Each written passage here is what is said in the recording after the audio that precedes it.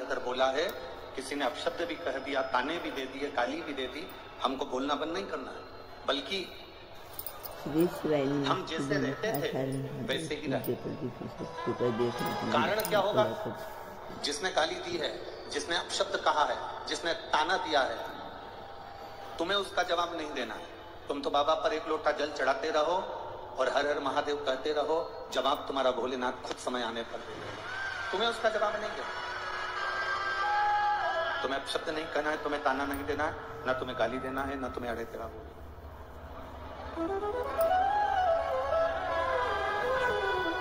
तुम तो अपना जो कर्म है, अपने कर्म में लीन रहो, अपने कर्म में लगे रहो, अपने कर्म में लीन रहो, बाकी का वो देख लो। एक बात आपसे पूछना चाहेंगे यहाँ पर धूलिया नगर की सारी माताओं से और मेरे जितने बहनें बैठी हैं, जीजियां बैठी हैं, सभी जीजियों से और सभी मेरे भाइयों से, सभी जीजाओं से हम पूछना चाहेंगे कि ईमानदारी से बोलो, जितना टीचर ज्ञान देते हैं, जितना शिक्षक ज्ञान देते हैं,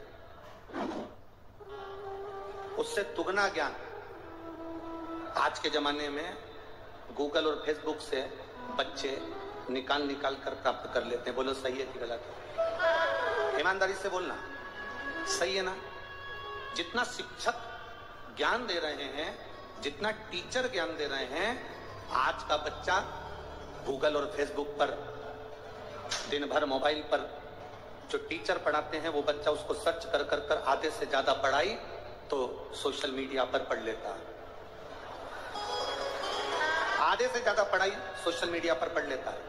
फिर भी हमारे यहाँ, हमारी भारतीय सभ्यता में, किस सभ्यता में हमारे यहाँ शिक्षक, टीचर शंकर और पार्वती का एक रूप माना गया है। हमारे यहाँ का टीचर, हमारे यहाँ का शिक्षक शिव पार्वती का एक स्वरूप माना गया। क्यों? कितना भी उसको मोबाइल पर पढ़ लेगा बच्चा, कितना भी गूगल पर सर्च कर लेगा बच्चा, कितना भी इंस्टाग्राम पर देख लेगा या वो अपनी फेसबुक आईडी पर देख लेगा या पढ़ाई मोबाइल पर कर लेगा, पर उस बच्चे को एक टीचर की साक्षी जरूरी है। जैसे सनातन हिंदू धर्म में भगवान की साक्षी मूल होती है। आप राम जी का भजन कर रहे हैं तो राम की साक्षी आपके सम्मुख में है। आप भगवान कृष्ण का भजन कर रहे हैं तो भगवान कृष्ण की साक्षी आपके सम्मुख में है। आप देवादिदेव महादेव का भजन कर रहे हैं तो भगवान शंकर की साक्षी आपके हृदय में है। केवल एक सनातन धर्म ऐसा धर्म है, केवल एक सनातन धर्म ऐसा धर्म है जिस धर्म के अंतर्गत आप जिस देवता का स्मरण करते हो उसका प्रतिबिंब आपके मन में, आपके हृदय में और आपकी दृष्टि में रहता है। बाकी के किसी धर्म में आप उसका प्रतिबिंब नजर नहीं कर सकते।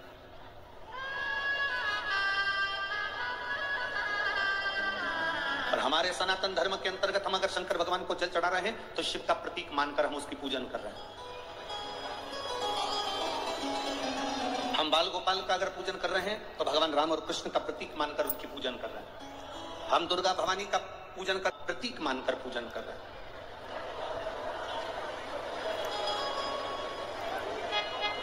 एक शिक्षक, भले बच्चा कितना भी मोबाइल पर पढ़ ले, भले बच्चा कितना भी गूगल पर सर्च कर ले, भले बच्चा कितना भी अपने इंस्टाग्राम आदि का जितनी भी विद्या केंद्रित हैं सोशल मीडिया पर, उन सब पर बच्चा कितनी भी पढ़ाई कर ले, फिर भी एक शिक्षक का होना, एक टीचर का होना बहुत जरूरी है। क्योंकि वो टीचर साक्षी का प्रतीक होता है।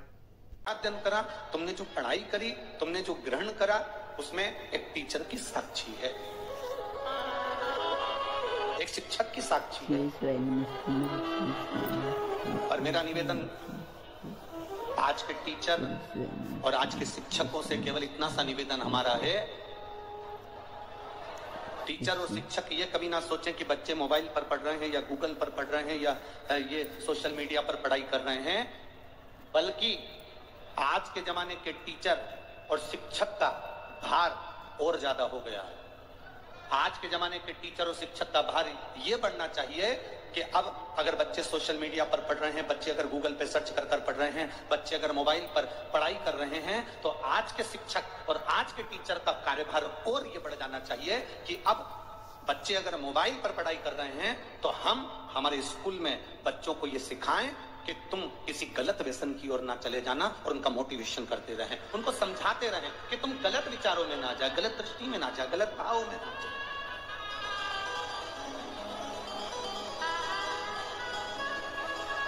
आज बच्चों को सबसे बड़ी जरूरत है उनको समझाने की।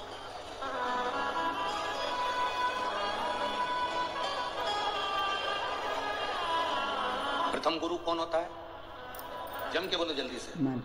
प्रथम गुरु कौन है? माँ। दूसरा गुरु कौन है? पिता। तीसरा गुरु कौन है? शिक्षक। चौथा गुरु कौन है? सतगुरु। पहले नंबर पर है माँ।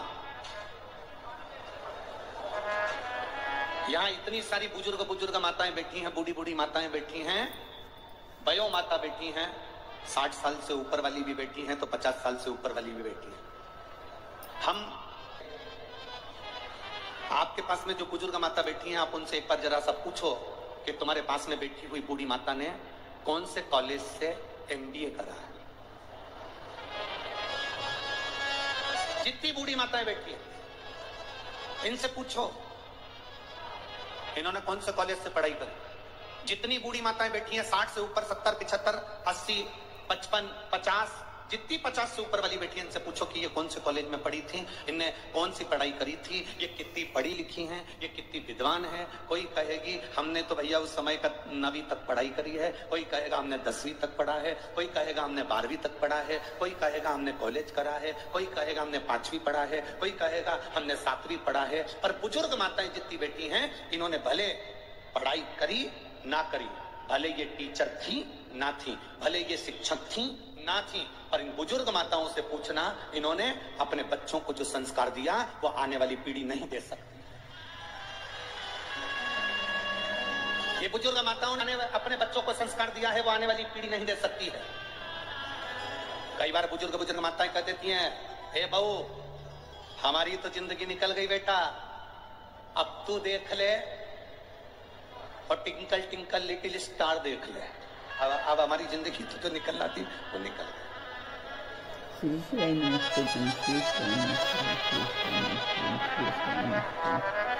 इन बुजुर्ग माताओं ने जो अपने बच्चों को संस्कार दिया, इन बुजुर्ग माताओं ने जो अपने बच्चों को ज्ञान दिया कि बच्चे अपनी माता का आज भी आदर कर रहे हैं। बोलो सही है कि गलत है? बच्चे अपनी बूढ़ी माँ का, घर में दादी का, घर में दादाजी का, घर में बुजुर्ग पिता का आदर कर रहे हैं। जो बूढ़ी माँ ने ना तो पढ़ाई करी, ना कॉलेज गई, ना स्कूल गई, ना कहीं पढ़ने गई, उसके बाद भी अपने बच्चों को उसने संस्कार इतने अच्छे दिए कि आज उसका बुढ़ापा सही निकल रहा है और आने वाली पीढ़ी क्या संस्कार प्राप्त कर रही है और कैसे संस्कार उसको मिल रहे हैं ये आप अच्छे से जानते हैं। कैसे भूल सकते? वो करुणा इतनी करता है, शिव है, कृपा सागर कहते हैं उसको, करुणा सागर कहते हैं उसको। जब आप लोग अभी ये कथा तो कल सुबह 8 बजे से 11 बजे तक धुलिया में हो जाएगी महाराष्ट्र की इस पवित्र भूमि पर। कल की कथा टीवी पर 1 बजे नहीं आएगी, कल की कथा टीवी पर 2 बजे आएगी। 2 बजे का इसलिए रखा क्योंकि हमेशा लोग कहते हैं हम कथा सुनकर जाते हैं, जब तक घर ही नहीं पहुंच पाते हैं, ट्रैफिक में रहते हैं। तो कथा का 1 घंटा समय बढ़ाकर कथा कल कितनी बजे टीवी पर आएगी? 2 बजे। और यहाँ कितनी बजे होगी? धुलिया में कितनी बजे? सुबह 8 बजे से 11 बजे तक। इस कथा के बाद में जब आप पंचवटी नासिक की, माँ गोदावरी के तट की, त्र्यंबकेश्वर बाबा के चरणों की, जब शिव महापुराण की कथा सुनेंगे, देव दीपावली कथा, तो उसमें आप सुनेंगे कि देवता लक्ष्मी को प्राप्त करने के लिए ब्राह्मण, क्षत्रिय, वैश्य, शूद्र इन चारों वर्णों के एक भाव को एकत्रित करते हैं। आप उसको सुनना, उसका था, आपको मालूम पड़ेगा कि देव दीपावली के दिन मट्टी के दिया का क्या श्री नियम है। शिवाय नमस्तुभ्यम। हर हर महादेव। पूज्य प्रदीप मिश्रा जी ने आज कथा में बहुत अच्छी बातें बताई हैं, बहुत ही ज्ञानवर्धक बातें पूज्य प्रदीप मिश्रा जी ने बताया है कि पहले की महिलाएं अपने बच्चों को ऐसे संस्कार देती थी कि वो अपने माता पिता के बुढ़ापे में भी सेवा करते थे, लेकिन जो आजकल की पीढ़ी है वो अपने बच्चों को ये संस्कार नहीं दे पाएगी। पूज्य प्रदीप मिश्रा जी की कथा और उपाय अगर आपको अच्छे लगे तो प्लीज़ लाइक, कमेंट और शेयर जरूर करें, लेकिन उससे पहले मेरे चैनल को फॉलो जरूर करें। मेरा चैनल है धार्मिक वीडियो। श्री शिवाय नमस्तुभ्यम। हर हर महादेव। भगवान आप सभी की मनोकामनाएं पूरी करे। इसी मनोकामना के साथ श्री शिवाय नमस्तुभ्यम।